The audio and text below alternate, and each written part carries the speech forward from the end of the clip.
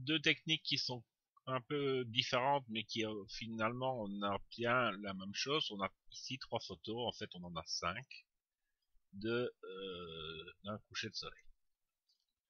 Donc la première méthode consiste à sélectionner les cinq photos, de faire un clic droit et d'aller dans Fusion de photos et de demander un HDR. Alors, je vais faire une pause le temps qu'il le crée. Donc voilà, il a fini le traitement. Donc dans les options, ce que je mets, c'est alignement automatique parce que ça a été pris à main libre. Je demande une tonalité automatique et le niveau de correction des décalages, je lui mets élevé pour qu'il me montre ce qu'il a fait. Et puis, donc on clique sur fusionner. Et puis là, on est reparti pour un certain temps pour la création de cet HDR. Je me remets en pause le temps qu'il le crée. Donc voilà, il a terminé et il a créé donc un fichier ici qui s'appelle hdr.dng que je vais ouvrir ici. Donc ça, c'est son fichier final. Et il a, comme j'ai demandé une tonalité automatique, il a créé lui-même les hautes lumières, etc. Donc voilà, on peut, à mon sens, faire ceci. Donc ce qu'il fait n'est pas parfait, donc je le corrige déjà moi. Et donc voilà ce qu'il a obtenu comme fichier. Et évidemment, à partir de là, on est dans du Lightroom. Donc on peut très bien prendre un filtre de dégradé ici au-dessus, venir pousser un peu le bleu. Alors pour voir, on va afficher le masque. Voilà, vous voyez qu'il a pris ceci. Et donc ce que je vais faire, ce qu'on a quand on met un masque maintenant, c'est qu'on a un pinceau. Et ici, je vais diminuer la taille du pinceau et je vais mettre en moins. Et pour enlever,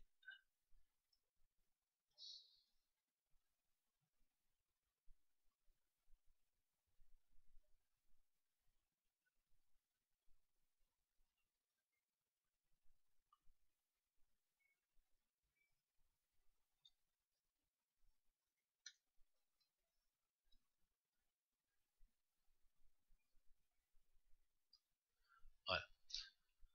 Donc, voilà, j'ai affiché ceci.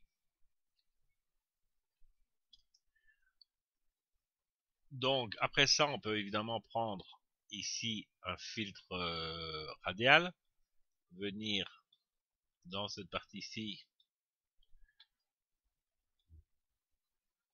booster, je vais inverser le masque pour qu'il ne le fasse qu'à l'intérieur, booster ici, et peut-être remettre un peu aussi de magenta pour le faire. Je peux prendre ceci, non, je laisse ici.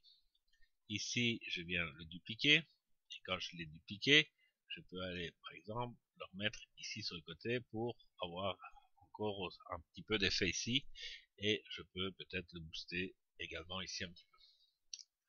Donc ça c'est quelque chose qu'on peut faire facilement. Alors on a le problème ici du flair. Normalement, je le fais rarement parce que on peut faire ça mieux avec autre chose, mais dans ce cas-ci, normalement, il va me trouver une zone qui est à peu près bonne et il va le faire. Vous voyez que ce n'est quand même pas parfait du tout. Donc, je vais revenir ici.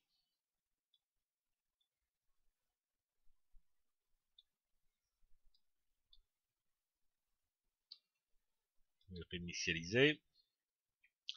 Pour ça qu'en général, je préfère, quand je fais des corrections comme ça, de passer carrément dans Photoshop.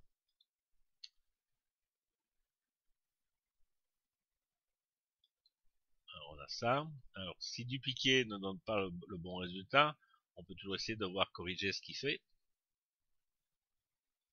Voilà, corriger, le résultat est un peu meilleur. Donc, il faut penser que soit on duplique la zone ou bien on corrige pour le faire. Ici, il me semble que la correction est un peu meilleure que le fait de dupliquer. Alors, ensuite, on peut revenir dans, je crois que ça est terminé. On peut revenir aussi ici sur l'image et peut-être